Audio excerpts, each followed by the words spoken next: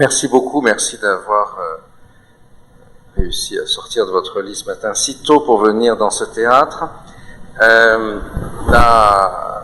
Effectivement, malheureusement, nous commençons cette discussion au moment où vient de tomber, vous l'avez certainement vu pour beaucoup d'entre vous, l'information qu'à 8h30, un militaire de l'opération Sentinelle venait de se faire attaquer à l'arme blanche dans la station Châtelet-Les Halles à Paris, et donc le sujet que nous traitons est malheureusement tout à fait d'actualité. Alors, on a choisi, pour démarrer cette réflexion, cette opposition entre fracture sociale et fracture identitaire. Bien sûr, tout le monde souscrit à la volonté de faire Ubuntu, je ne connaissais pas l'expression, mais nous sommes désormais des néo-convertis, et de faire société ensemble, mais bien évidemment, depuis l'homme des cavernes, il n'y a pas de société harmonieuse et réconciliée. La société est basée sur la contradiction entre ses membres, sur le conflit, et ça, c'est complètement utopique, ou c'est le prétexte à la dictature de vouloir une société entièrement réconciliée. Mais ce que, à travers l'histoire de l'humanité, et en particulier dans le processus démocratique, ce qui a été construit, c'est que ces contradictions de la société soient médiées à travers des institutions qui permettent à celle-ci de s'exprimer sans que cela se traduise par les fusions de sang, le massacre, la guerre, etc.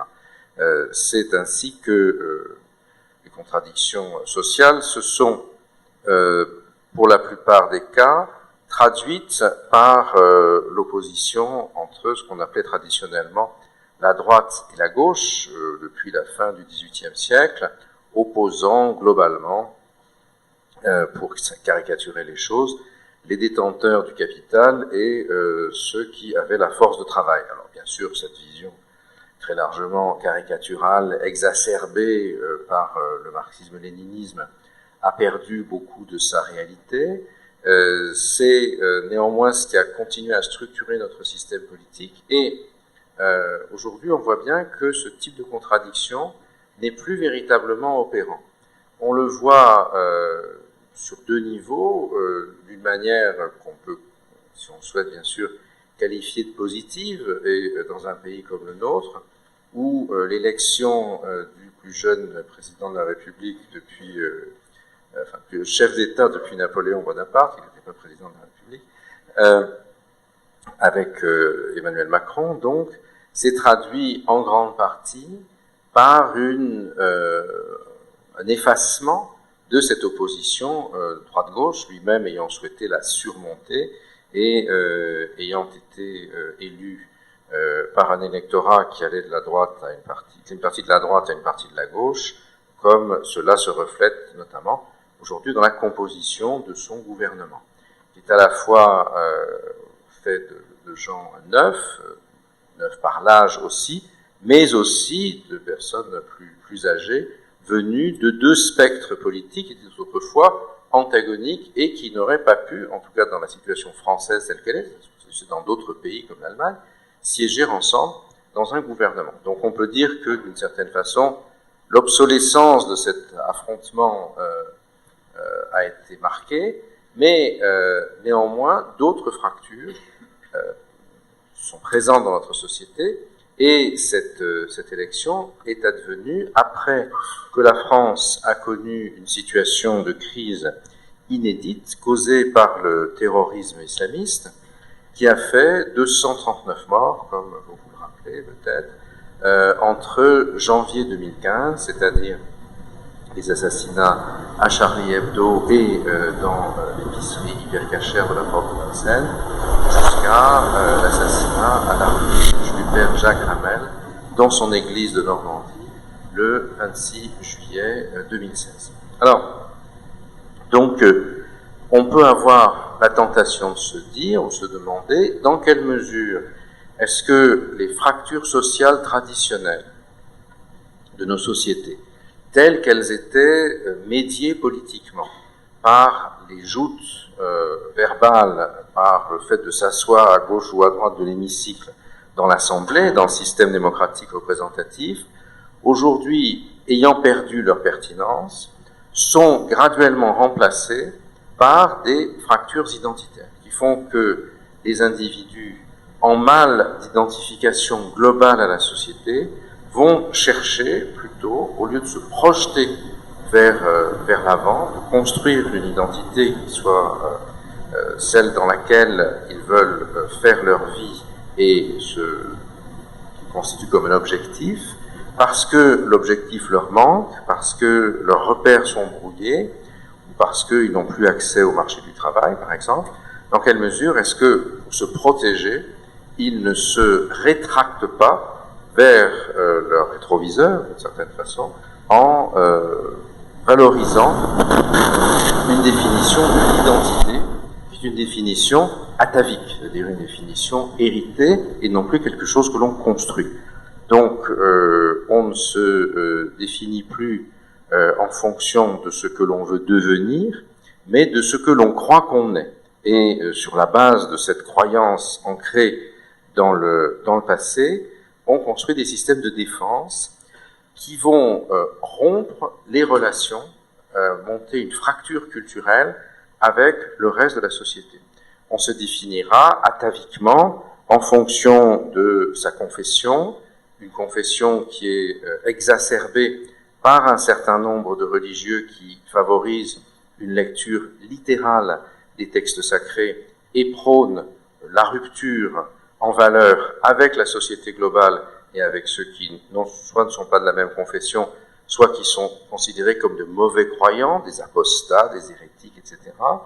Ou bien on se construit sa définition de soi à partir de l'appartenance à une définition de la société française en termes de phénotype, de race, d'atavisme et autres, en excluant immigrés, métèques, mauvais français, je ne sais quoi, ou bien on se construit à partir d'une définition raciale, comme ça se produit aujourd'hui, à travers différents groupes qui prônent la valorisation ethnico-raciale, quelle que soit la couleur de référence.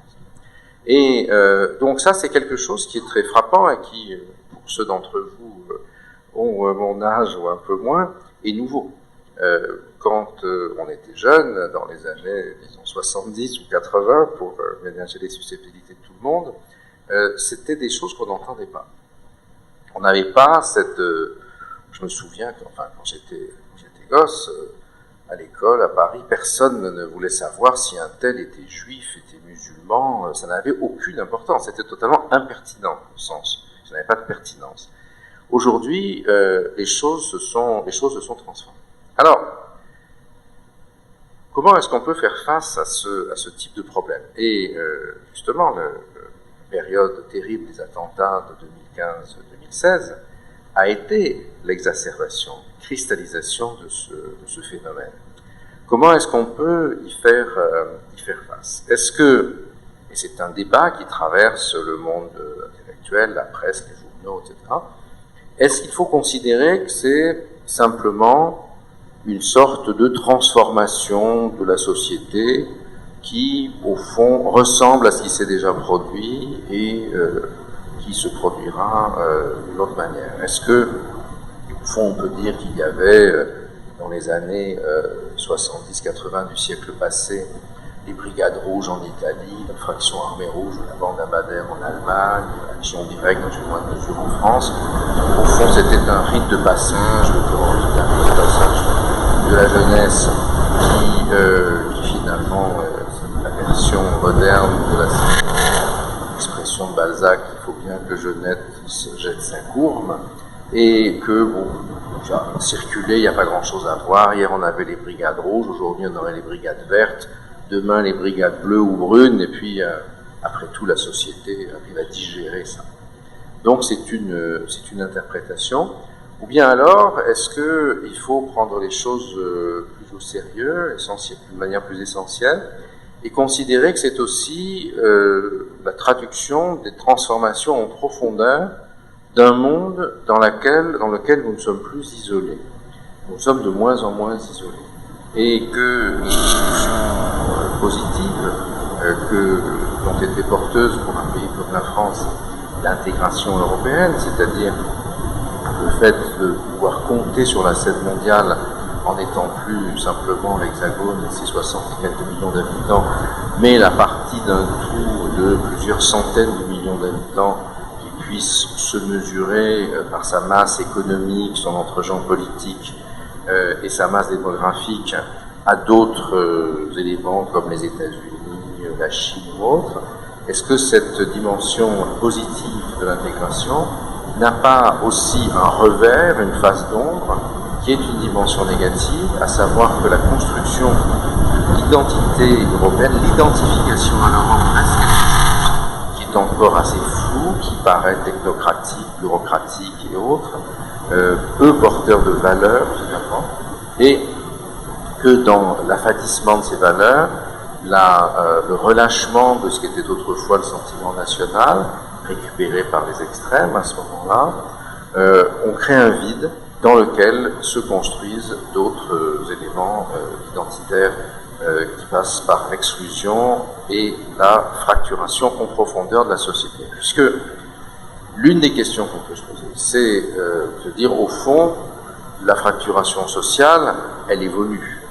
Les gens s'enrichissent, changent de statut, font des études, ne sont plus ce qu'ils étaient, ou se sont transformés par leur éducation, par leur rencontre, et au fond, la dimension sociale de fracturation de la société est évolutive et finalement, elle est porteuse de quelque chose de positif. Alors que la fracturation identitaire, elle rend très difficile le mixte, le mélange, ce qui permet de faire de... c'est ça. Ensemble, j'ai découvert un concept. Et parce que au fond, on ne peut pas passer d'un bloc à l'autre, d'une identité structurée à l'autre, sauf par la conversion. Sauf si on change d'identité, on prend une autre. Ce sont les phénomènes de conversion importants aujourd'hui, vous le savez, dans les quartiers populaires, à l'islam dans sa version salafiste, puisque on peut considérer que si on prend, c'est un critère qui en vaut un autre, le nombre de jeunes français qui sont partis au djihad en Syrie, on estime que environ 25 à 30% d'entre eux sont des convertis.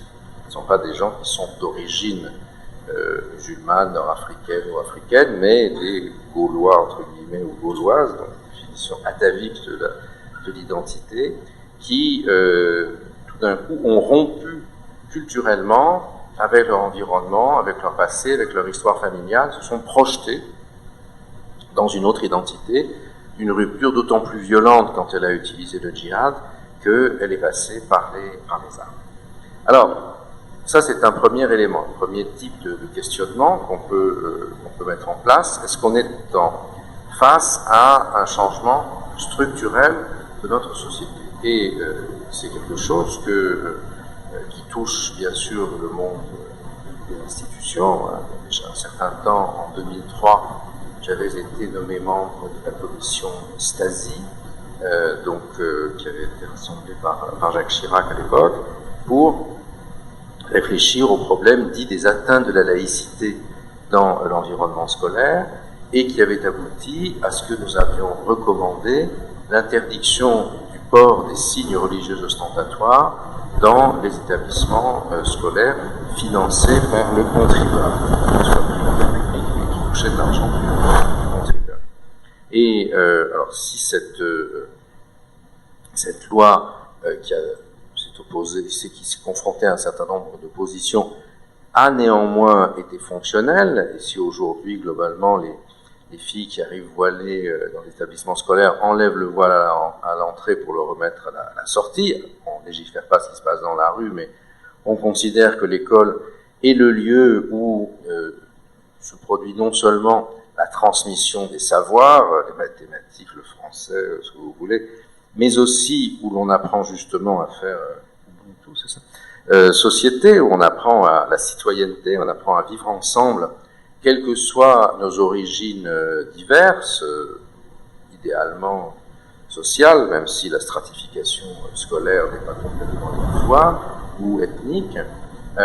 Et on considérait justement que le fait que les élèves aient des marqueurs aussi forts, qui emprisonnaient les identités, notamment qui risquaient de faire en sorte que des jeunes filles de confession musulmane, si elles ne portaient pas le voile à l'école, seraient traitées de tout par des activistes dans leur co-religionnaire.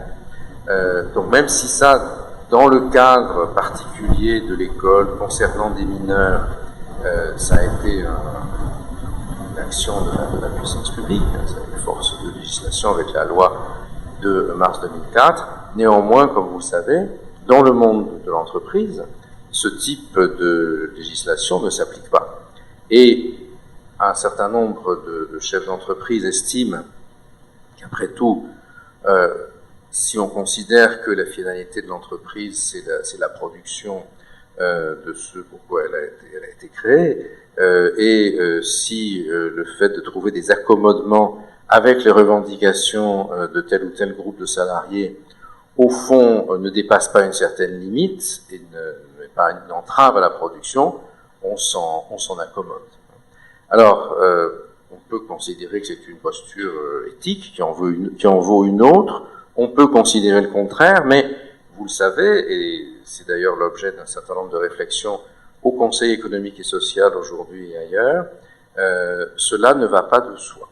Et cela pose un certain nombre de questions sur la façon dont on fonctionne ensemble, justement, jusque j'ai y compris dans le monde de l'entreprise, c'est-à-dire dans un lieu où il y a une finalité, qui est une finalité de production, mais qui néanmoins est porteuse aussi, se veut porteuse d'une éthique, du rapport entre les salariés, le travail, le capital, etc.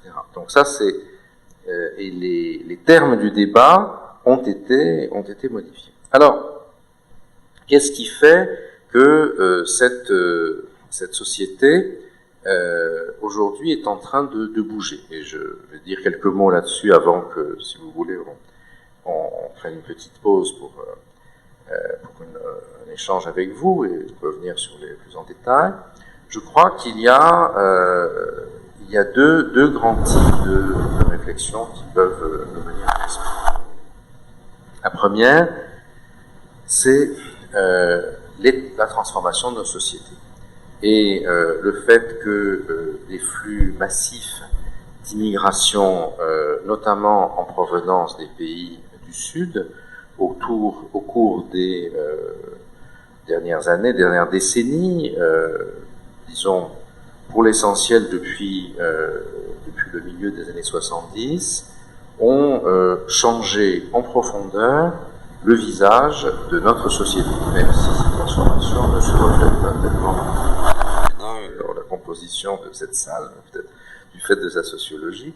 Mais à Bordeaux même, si vous quittez le centre-ville ou à Toulouse, plus encore, le contraste est beaucoup plus frappant entre le centre-ville avec la place du Capitole, sa beauté, ses rues adjacentes, boboisées, et puis si vous allez au Mirail et ailleurs, le contraste est extrêmement frappant. Que s'est-il passé? C'est que on a vécu jusqu'aux années 1970 à peu près dans une société de quasi plein emploi, avec des populations issues de l'immigration qui venaient suppléer le manque de main-d'œuvre indigène, il s'agit des indigènes gaulois,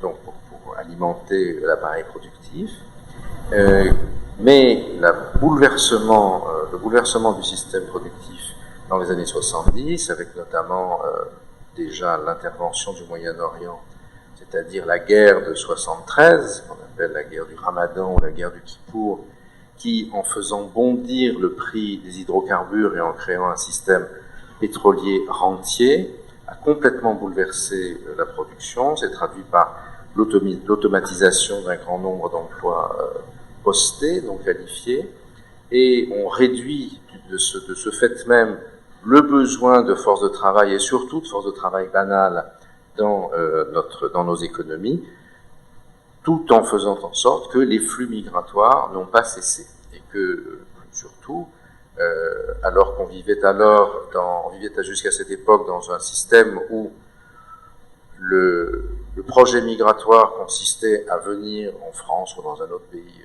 du Nord, gagner de l'argent, à accumuler un surplus et ensuite repartir au bled en investissant ce surplus dans un taxi, un commerce ou autre. Le modèle a changé. Les immigrés en question ont fait venir femmes et enfants.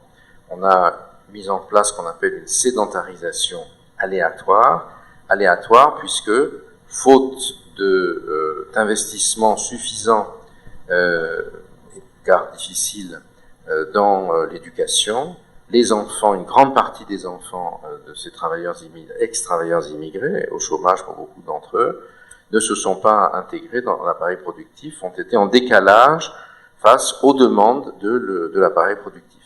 Ce qui a abouti à une marginalisation considérable dans un grand nombre de quartiers populaires, marginalisation qui n'a pas pu être médiée par les oppositions traditionnelles, droite-gauche, récupérées par les organisations syndicales ou autres, puisqu'il ne s'agissait plus de l'affrontement traditionnel qui opposait les ouvriers et leurs patrons dans la vision marxiste des choses, si vous voulez, les uns réclamant plus d'argent et moins d'exploitation, face aux autres qui voulaient les payer moins et les exploiter plus, enfin, en caricaturant. Le problème ne se pose plus du tout comme ça, puisque ceux qui sont marginalisés ne sont plus du tout exploités. Personne ne veut les employer. Ils n'ont plus de travail. Et dans ce cas-là, les termes de la négociation changent et on se construit dans un groupe de défense identitaire, vous voyez, avec des codes culturels, avec des modes alternatifs d'accumulation de la richesse qui passent par la déviance sociale, par le trafic de drogue, hein, qui est aujourd'hui devenu une ressource économique de premier plan dans une ville comme Marseille, par exemple. Et les deux ressources financières à Marseille, je ne sais pas s'il y a des entrepreneurs marseillais ici qui seront en désaccord, mais pour le dire d'une formule un peu frappante, c'est les transferts de l'État et le trafic de cannabis. Et donc tout ça pose un véritable problème. Problème qui est peut-être encore accentué en France par l'absence particulièrement forte dans notre pays, en tout cas jusqu'aux initiatives prises par Emmanuel Macron et ses ministres, l'absence de flexibilité sur le marché du travail, qui évidemment renforce la rente de ceux qui ont un emploi et rend d'autant plus difficile l'accès au marché du travail de ceux qui n'en ont pas. Donc, on est dans une configuration qui s'est profondément transformée, et cela, si vous voulez, depuis le milieu des années 70, sans que les divers gouvernements qui se sont succédés, à mon sens, aient été capables de prendre la mesure de ce type de défi. Et pour des raisons politiques ou politiciennes très claires, hein, dont on l'a vu avec les manifestations contre la loi El Khomri, et avec la mise en place aujourd'hui de manifestations, la première ayant eu lieu sans grand succès, il faut le dire, il y a quelques jours, contre les modifications de la loi travail. Or, quelle est la logique derrière ces modifications de la loi travail? À mon sens, ce n'est pas tant de favoriser la précarité et de rendre les ouvriers plus malheureux par rapport aux patrons, mais bien plutôt de poser le véritable problème qui est celui de notre société dualisée entre, pour utiliser un anglicisme, les haves et les have-nots, ceux qui ont l'impression qu'ils peuvent plus entrer. Donc, cet élément de transformation, c'est un enjeu absolument fondamental. Et si nous ne trouvons pas une solution, on va se trouver confronté de plus en plus à des fractures identitaires. Fractures identitaires dont l'agression au couteau d'un militaire de l'opération Sentinelle ce matin est d'une certaine façon le point extrême. Vous voyez, alors je ne dis pas qu'elles se traduisent toujours comme ça, mais que ce sont les éléments de contexte. Alors, je vais m'arrêter là si vous avez des questions à ce niveau, reposer puis reprendre le raisonnement un peu plus loin, mais à ce stade, on identifie des éléments contextuels globaux. Est-ce à dire que le contexte social est suffisant pour expliquer ça? Il est nécessaire, à mon sens, mais il n'est pas suffisant, puisque ces oppositions pourraient prendre d'autres formes. Pourquoi ont-elles pris celle du terrorisme islamiste dans les années récentes, avec en particulier la phase très grave 2015-2016? Qu'est-ce qui a fait du reste que depuis le phénomène s'y reste présent, néanmoins est décéléré? Je suis venu sans mes gardes du corps aujourd'hui à Bordeaux, considéré que la ville était safe, donc malgré mes 3 condamnations à mort par les djihadistes, donc ça va mieux, enfin un petit peu, je pense que ça va peut-être mal finir à la sortie, mais pour l'instant ça va, pour vous que ça dure. Et donc ça je l'aborderai juste après cette séance interactive, si tant est qu'elle existe. Tout à fait. Alors, je rappelle pour ceux qui sont arrivés un petit peu plus tard qu'on a pris le parti de recevoir toutes vos questions en régie, donc avec l'application Bicast. Continuez donc l'application fonctionne très bien. Donc continuez à nous envoyer effectivement vos questions. Alors on en a plusieurs. Ici, je vous en pose une première qui semble rassembler plusieurs préoccupations qui sont exprimées. Donc, vous posez la question Gilles, des changements, des transformations structurelles auxquelles la société fait face. Donc, une première question ici qui est comment réintégrer les revendications identitaires qui sont multiples et qui se développent dans un système politique classique afin d'échapper aux conséquences terroristes dont on est les témoins. Parce qu'il y a revendications identitaires et revendications identitaires. Justement, elles émergent aussi puisque notre conception globale de la société a changé.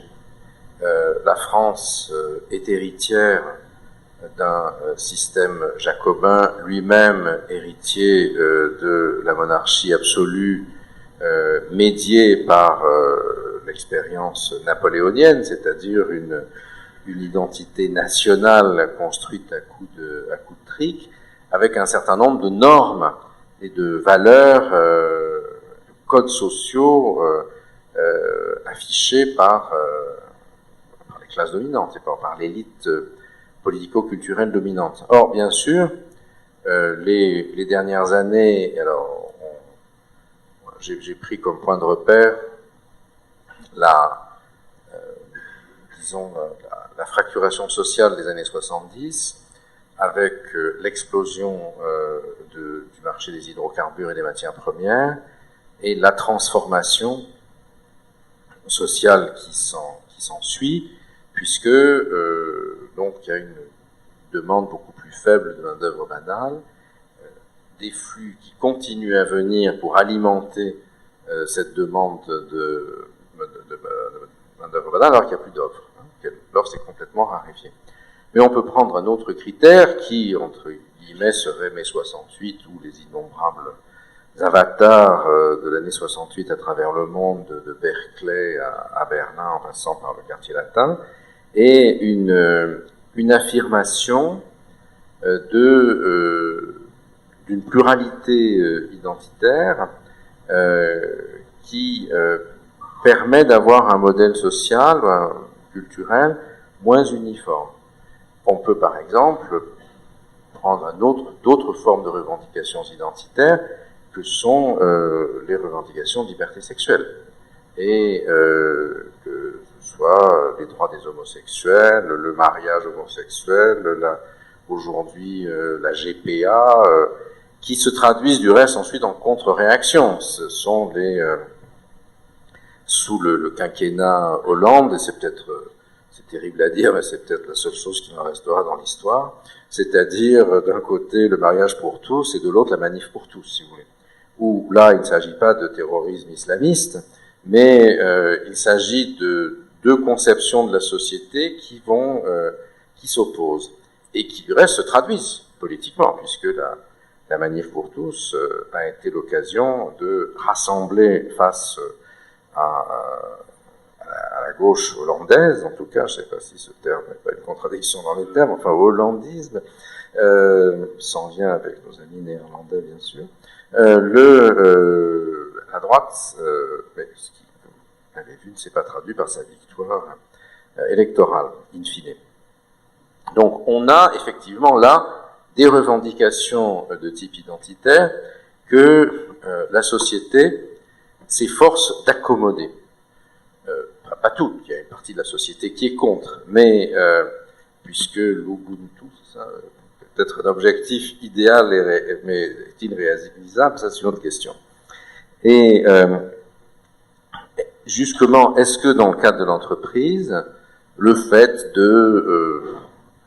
dans un système où le travail est dans un bon nombre de cas beaucoup plus flexible aujourd'hui qu'il ne l'était quand on était sur des chaînes de montage massivement et qu'il n'était pas question de ne pas être là à la minute X, parce que ça cassait la chaîne de production, le fait de prendre un congé le vendredi parce qu'on veut aller prier à la mosquée, si ça ne perturbe pas le système de production parce que la flexibilité est compensée à un autre moment, on ne voit pas au nom de quoi l'entreprise s'y opposerait, si vous voulez. Parce que ça peut être mis sur le même plan que le fait de vouloir rentrer à telle heure parce qu'on va chercher les enfants à l'école ou par autre chose. À la limite, l'entreprise n'a pas à en connaître. Mais après, il y a une ligne qui va s'établir et qui est floue, qui est difficile. Par exemple, celle du prosélytisme ou celle d'un certain nombre d'exigences qui vont perturber l'organisation du travail. Est-ce que le fait de demander, par exemple, un type de nourriture particulière dans la restauration d'entreprise, comment faut-il y réagir? Alors, vous savez, ça se pose dans les écoles ou ailleurs aussi. Ce sont les repas sans viande qui sont une manière de ne pas céder à la revendication de vouloir de la viande halal. Mais à ce moment-là, ceux qui défendent la viande halal disent d'accord, mais les enfants n'ont pas assez de protéines. Donc, ils en ont marre de manger du poisson, etc. Donc, si vous voulez, vous avez là, en permanence, à partir du moment où se construisent des systèmes de revendication identitaire, vous entrez dans un mode de négociation auquel le monde de l'entreprise est habitué. Il est habitué à négocier en permanence, mais qui prend une dimension plus complexe parce que on n'y est pas du tout habitué. Et c'est justement là que vous avez par exemple le fait de porter le voile dans la rue. La loi ne l'interdit pas. Ou le porter à l'université. La loi ne l'interdit pas. L'université n'entre pas dans le cadre de la commission Stasi avec les signes religieux ostentatoires. Mais dans un certain nombre d'universités aujourd'hui, je pense très précisément à celle à partir de quoi Houellebecq a écrit son livre Soumission, qui est la Sorbonne Nouvelle Paris 3, où j'ai fait mes études d'arabe il y a une quarantaine d'années, où à l'époque on allait boire des coups avec les jeunes filles d'origine nord-africaine ou les garçons dans les cafés à côté, et plus si affinité, etc. Aujourd'hui, tout ça n'existe plus. Et quand j'ai lu Soumission, j'étais assez ahuri parce que moi j'avais pas remis les pieds à cette fac. Depuis, j'y suis retourné pour faire des jurys, et j'ai remarqué que ça ressemblait de manière assez étonnante à la caricature qu'on avait fait Houellebecq. Tous les cafés autour sont halal, et mes collègues qui enseignent dans un certain nombre de cours ont une majorité de filles voilées avec les gants qui exigent dans dans l'enseignement, qu'on ne parle pas de telle ou telle chose, qui conteste le prof en disant que c'est pas ce qu'il y a écrit dans les textes sacrés, etc.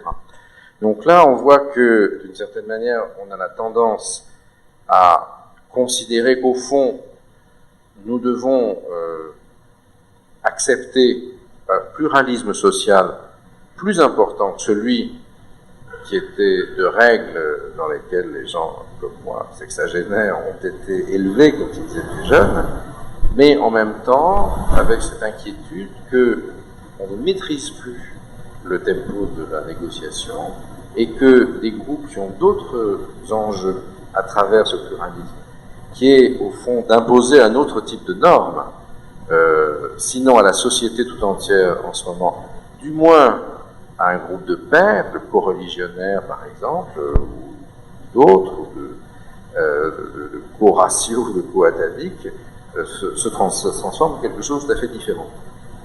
Et face à cela, aujourd'hui, on est assez déterminé. Et les RH sont, dans bien des cas, très perplexes face à ces systèmes, puisque, au fond, les normes ne sont pas particulièrement claires. Ça se finit au tribunal, et le tribunal juge en fonction d'une norme collective. Vous avez vu des affaires, par exemple, la crèche d'Avignon, chez la Cour de cassation, avec d'ailleurs des chambres différentes qui jugeaient différemment. Donc on est dans un système où finalement la norme légale a du mal à faire la répartition entre les choses. Ce qui, à mon sens, explique, tout ça explique deux choses dans ce qu'on a vu se mettre en place depuis l'élection présidentielle récente, à la fois à travers la dimension loi travail, la fluidification d'un marché qui a pour but d'assécher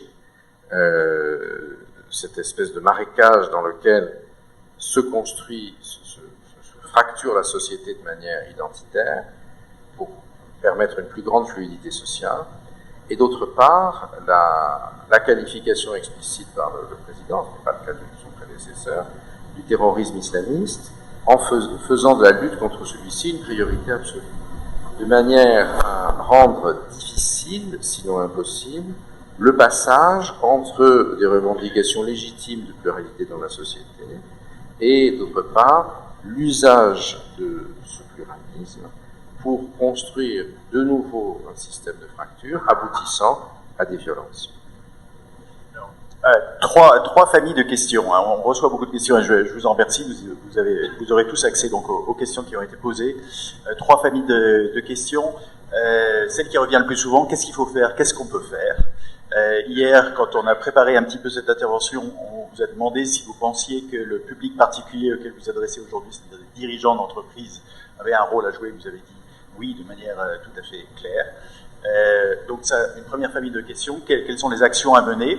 Deuxième famille de questions qui est comment est-ce que se compare la situation de la France au reste, principalement au reste de l'Europe? Et puis d'autres questions dont le ton est parfois un petit peu angoissé, qui demandent est-ce qu'il n'est pas trop tard pour agir et qu'est-ce qui nous attend? Alors si je réponds à ces trois questions aujourd'hui, maintenant je n'aurai plus rien à dire dans la suite.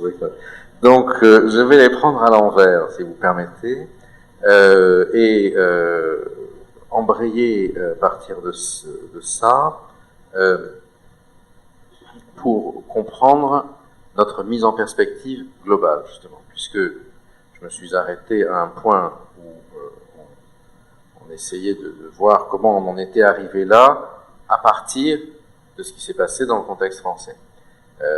Notamment, à mon avis, la grande rupture, c'est les années 70, à la fois par la modification de ce qu'est le marché du travail global, et également par les revendications qui peuvent être légitimes des droits multiples d'individus qui veulent une société plus pluraliste et moins homogène, ou moins directive.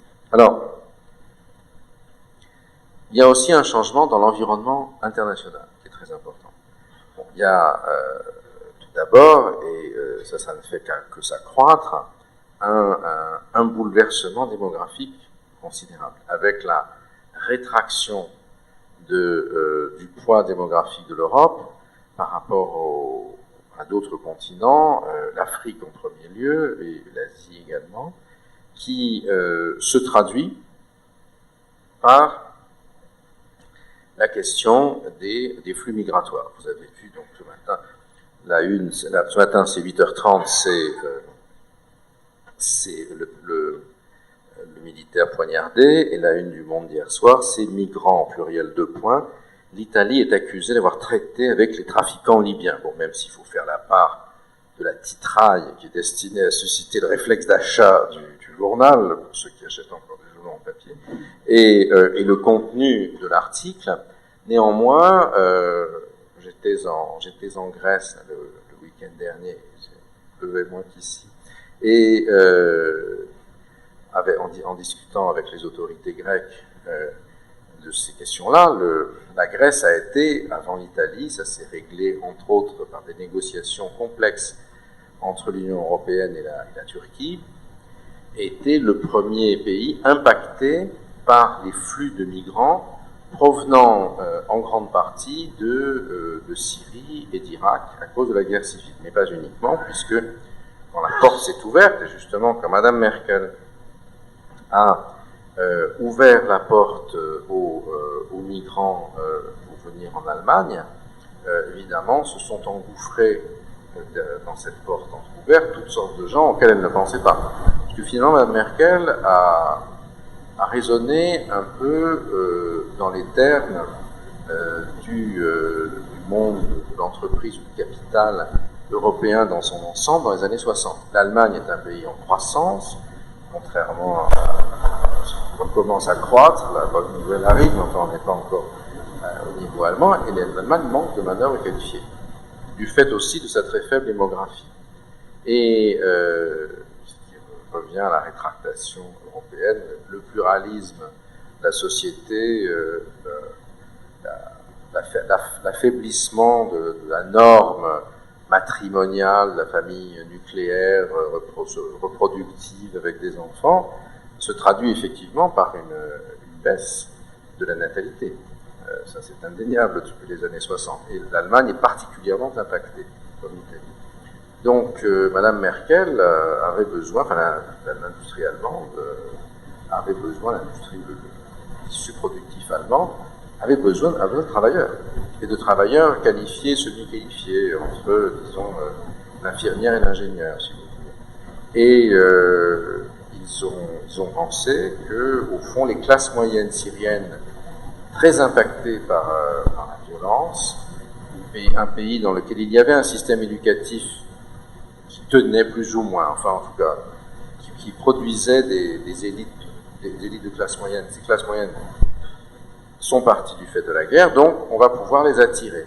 Et en gros, faire venir des centaines de milliers de bacheliers et de bachelières syriennes et syriennes, c'était perçu comme quelque chose qui pouvait à la fois avoir un impact positif sur le plan humanitaire et également combler un déficit de main-d'œuvre de ce type-là en Allemagne.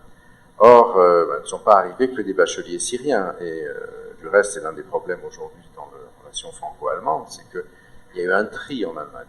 Les bacheliers syriens à droite et ceux qui sont analphabètes et qui viennent d'autres pays à gauche. Les Syriens, vous restez, on vous forme. Les autres, vous êtes déboutés du droit d'asile, vous allez où vous voulez. À propos, il y a écrit Frankreich, là, vous pouvez aller tout droit si vous voulez. Ce qui explique entre autres les problèmes que nous avons aujourd'hui dans le nord de Paris, intramuros. Regardez ceux qui sont parisiens ici, le quartier de la Porte de la Chapelle et autres, qui est assez impressionnant quand on y va. J'ai fait refaire mon permis de conduire il y a quelques mois, juste dans cette zone-là. Moi j'habite au quartier latin, je n'étais pas là tout le temps. Ça a complètement changé par rapport à ce que c'était. Donc là on est dans une logique qui est celle des migrations, de la capacité de l'Europe à accueillir l'immigration, qui ne fait pas l'objet justement d'unanimité. Du côté français, on n'a pas vraiment cherché à faire venir des migrants, puisqu'au contraire, on n'est pas ici dans une situation où il y a un déficit de main-d'œuvre, mais le sentiment que notre appareil productif n'est pas adapté à la population. En tout cas, on a une population qui, pour l'instant, pour une partie d'entre elles, n'arrive pas à s'intégrer dans l'appareil productif pour des raisons de rigidité du travail, mais aussi de formation, de capacité de formation. Donc, alors, ça s'inscrit dans quel contexte? Dans un contexte global dont on a parlé tout à l'heure de mutation générale de la démographie mondiale, et puis du fait que le monde globalisé change complètement les représentations de soi. Le smartphone qui vous sert à poser des questions terribles derrière mon dos, c'est aussi, je ne sais pas si vous avez vu ce film d'Abdurrahman Sissako qui s'appelle Timbuktu. Je crois que certains hochaient la tête pour l'avoir vu. Donc ça se passe, c'est une histoire sur Timbuktu, donc prise à l'époque de la prise de cette ville par les djihadistes. Et donc on vit au Mali dans une société très plongée dans le dénuement, mais jusque et y compris les petits gosses qui baissent le bétail ont des téléphones portables avec lesquels ils voient le monde. D'ailleurs, un des éléments comiques du film, c'est que les vaches sont appelées du nom de... Je crois qu'il y a Nokia, il s'appelle Nokia. Comment? Oui, GPS, ça, GPS, Nokia, iPhone, je ne sais quoi. Et donc, le petit gosse qui a sa page GPS, il a une vision du monde à travers sa petite fenêtre qui n'est plus limitée au système pastoral. Et il se projette dans un autre univers pour lequel il n'a pas forcément les moyens d'accès, mais il en a le désir. Et c'est ce qu'on appelait autrefois, quand j'étais jeune, les lois du développement inégal et combiné, si vous voulez. Et donc ça, c'est quelque chose à quoi il faut être capable de faire face, il faut penser de l'avant. Il ne s'agit pas, comme disait Michel Rocard, d'accueillir toute la misère du monde, mais il faut être capable de nous projeter dans un monde qui subit ce type de transformation. Si on n'est pas capable d'anticiper ce type de transformation, on passera notre temps simplement à colmater les brèches et à dealer avec les passeurs libyens pour éviter que telle année, il y ait un peu moins de migrants qui arrivent à Lampedusa.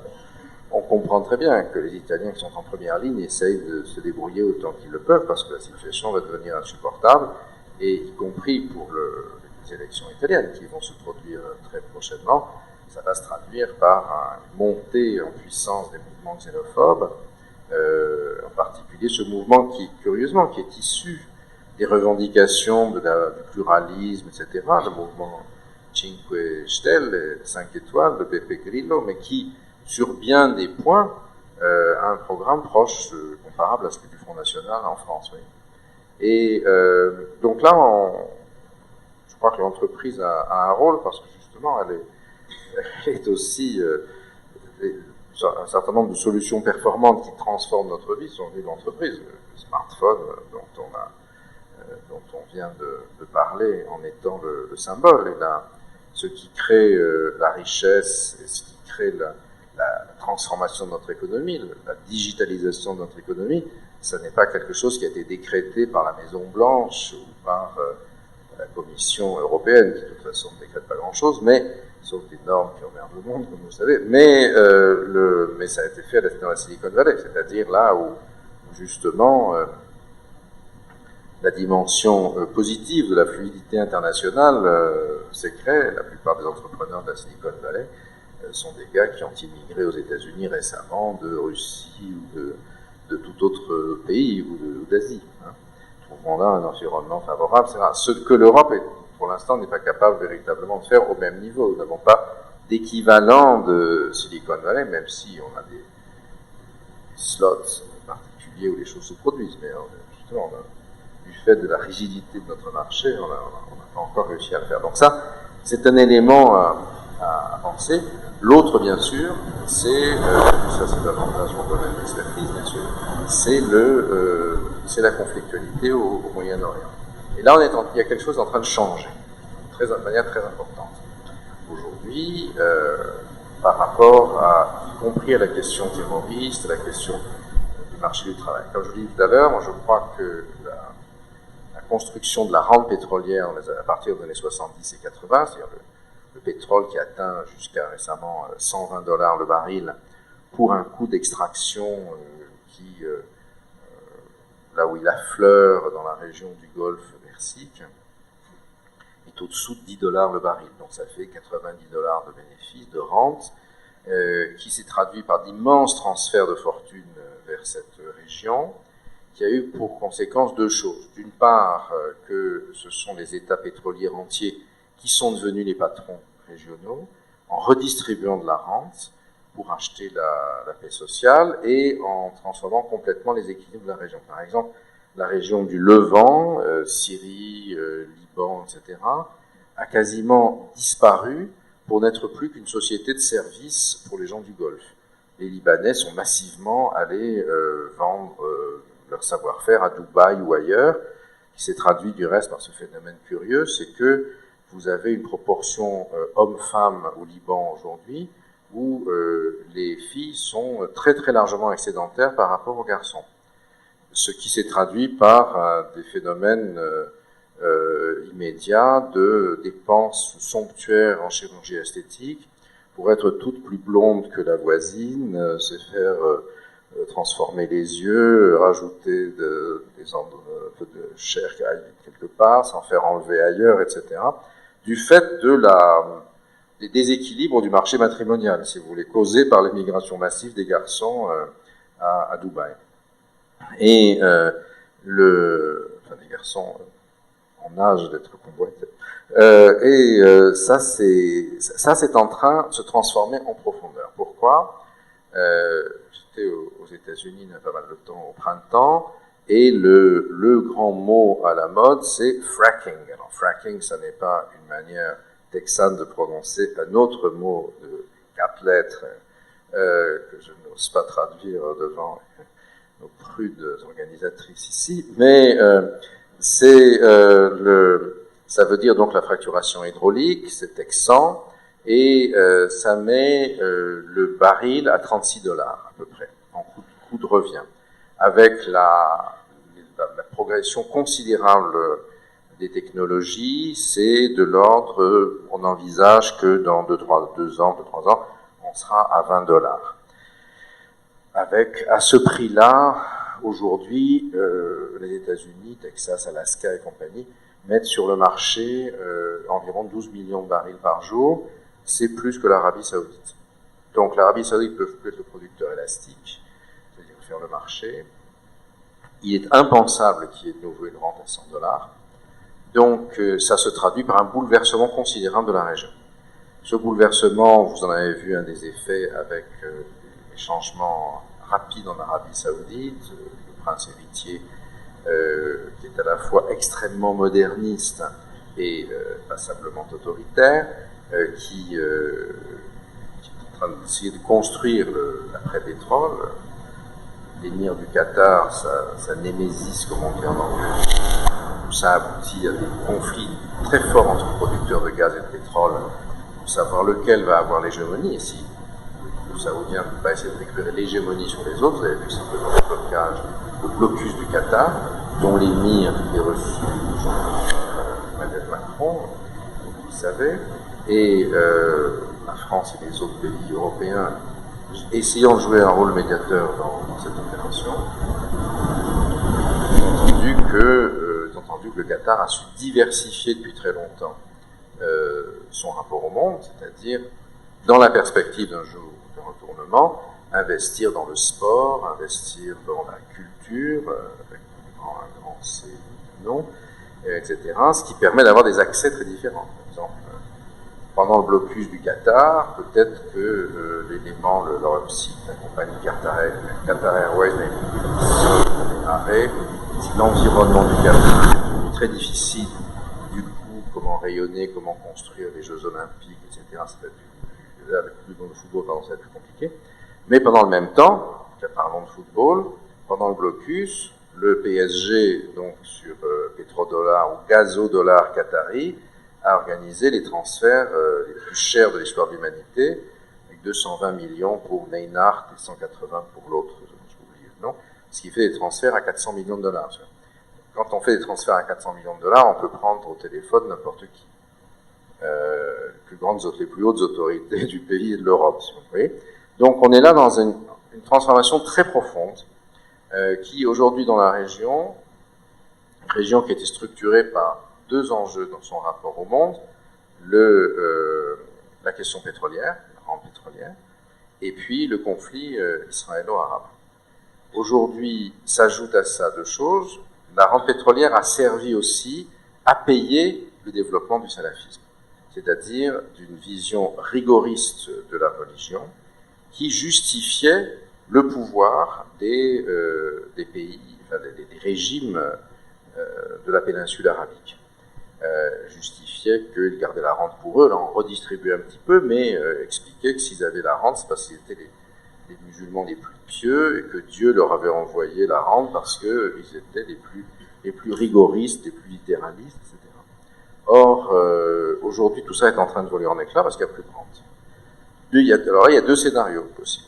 L'un, c'est que l'effondrement de la rente pétrolière va assécher le financement du salafisme et il ne faut pas se faire d'illusions. Il y a des mosquées radicales qui se développent en banlieue, etc. Tout ça, c'est venu aussi. Il y a le push factor qu'on a évoqué, le désœuvrement social et autres.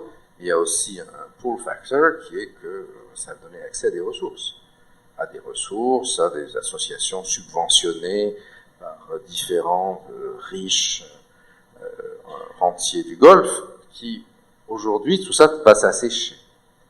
Est-ce que cet assèchement, c'est un trend long qui va rendre beaucoup moins aigu le problème du terrorisme islamiste qui en est l'une des conséquences, ou est-ce que, entre-temps, comme il y aura plus d'argent, l'argent sera plus rare, les conflits vont monter et tout ce système va péter, avec les guerres civiles dont la Syrie n'était que et l'Irak n'était que le préliminaire, et des affrontements avec une ligne de clivage entre un axe chiite qui va de Téhéran au Hezbollah libanais en passant par l'Irak et qui est soutenu par la Russie, d'un côté, et des pétromonarchies sunnites qui se battent entre elles, comme c'est le cas dans le clivage saoudo-qatari aujourd'hui, qui vont, alors on peut dire, s'ils se battent entre eux, tant mieux, mais ça peut se traduire aussi par un spillover sur le territoire européen. Donc ça, ce sont les questions qui se posent aujourd'hui. Alors, pour répondre in fine à celle qui m'a été posée tout à l'heure, est-ce qu'il n'est pas trop tard? Non, je pense qu'il n'est jamais trop tard. Il faut avoir, un peu comme dans l'entreprise, il faut avoir une capacité à la fois d'analyse du marché et d'anticipation de ses tendances.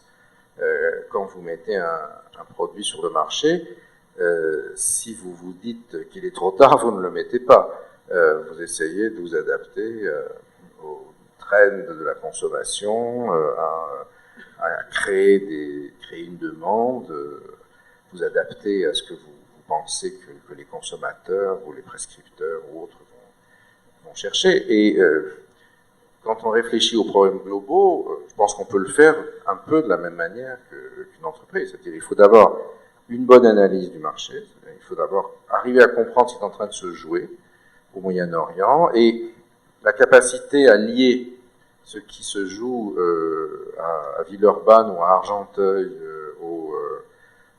dans la banlieue nord de Marseille ou au Mirail d'un côté, et ce qui se joue en Algérie, au Qatar, en Syrie aujourd'hui, ça c'est un enjeu très important. Et ça, relativement peu de gens savent le faire parce que on est éduqué en silo, si vous voulez, on pense par silo. Notre structuration disciplinaire, à l'école, à l'université, etc., ne nous permet pas de faire les liens pertinents. Et vous savez que Aristote disait au début de la métaphysique, être vraiment sage, c'est bien voir les ressemblances entre les choses. En grec, togar, saphe, seinai, ta homoietata, eublepein. C'est-à-dire que, c'est ce que vous faites aussi, je crois, c'est être un temps jeune sage, je le comprends. C'est-à-dire voir des connexions là où d'autres n'en vont pas. Celui qui arrive à voir les connexions et à mettre le produit qui permet de les vendre sur le marché, celui-là, si j'ose dire, c'est le roi du pétrole. Même si vous comprenez qu'il vaut mieux ne plus l'être maintenant. Enfin, ça a eu payé, les euros de pétrole. Hein. Mais ça a eu payé. Et donc, faire ces connexions, c'est difficile. C'est un défi pour nous, pour les intellectuels, pour les gens avec qui parlent, avec les décideurs politiques ou les décideurs économiques. Et ça, c'est un vrai enjeu. Et donc, il n'est pas trop tard. Que faut-il faire? Il faut toujours être capable de trouver des solutions, précisément en étant innovant dans sa manière de réfléchir. Alors, je ne sais pas si je m'inscris dans le progrès du management, qui est l'idéologie dominante de ce congrès, mais je crois que c'est un peu comme ça, en tout cas, que je vois les choses. Donc, je vous ai apporté un certain nombre d'éléments de réflexion, hein, en un peu moins d'une heure, puisque à 8h30, c'était difficile, donc on a commencé un peu en retard, par discrète, donc vous avez 5 minutes de moins, mais je peux pas en une heure répondre à l'ensemble des solutions, à l'ensemble des questions, fournir toutes les solutions. D'abord parce que je ne les ai pas, même si j'essaie de dissimuler mon ignorance. Mais ce qui est important, je crois, c'est pas seulement de mettre en doute des certitudes acquises dans un exercice comme celui-là. Inquiéter un peu, oui, parce que l'inquiétude, du coup, suscite la curiosité. Et se demande comment faire. Et je crois que ça, c'est un réflexe qui est très important. Je n'ai rien contre l'Ubuntu, c'est-à-dire comme objectif à terme du paradis terrestre. Pourquoi pas finalement? Quoi qu'il faut se méfier des utopies qui proposent le paradis sur terre. Souvent, elles cachent autre chose. Je suis bien sûr pas du tout. C'est pas de mon ami Souleymane Bachir Ndiaye, mais moi je suis plutôt dans la phase intermédiaire, c'est-à-dire comment est-ce qu'on peut essayer de réfléchir aux lignes de clivage du monde et à la façon de les rendre fonctionnelles et non pas dysfonctionnelles. C'est un peu ça notre défi d'aujourd'hui. Donc je ne peux vous encourager en conclusion, si vous voulez toutes les réponses, précipité dans le secteur de vente de livres, c'est ça, avant le repas. Me ferait un plaisir de dédicacer. Voilà. J'espère avoir été chef d'entreprise pour ma propre petite entreprise. C'est apporter un modèle positif de ce que l'université peut faire, de ce qu'elle peut défaire. Tout à fait. Merci beaucoup Gilles Kepel d'avoir relevé le challenge en 1 heure et quart, un peu moins d'1 heure et quart effectivement, de nous ouvrir à la complexité effectivement de cette situation. Je conçois que certains d'entre vous peuvent être un petit peu frustrés dans la mesure où toutes vos questions n'ont pas été prises en compte. Écoutez, comme Gilles l'a dit, tous ces livres seront à disposition. Sachez que par ailleurs, nous essayons de le convaincre, et c'était un effort commun de l'APM, de convaincre Gilles Kepel de nous rejoindre et de rejoindre notre, j'allais dire écurie, mais je cherche un mot un peu plus... Communauté. Communauté, merci. Notre Ubuntu. Communauté identitaire. Ubuntu, voiture. Notre Ubuntu d'experts. Et donc, nous espérons que nous aurons le plaisir de le retrouver dans ce contexte. Merci à vous de votre participation.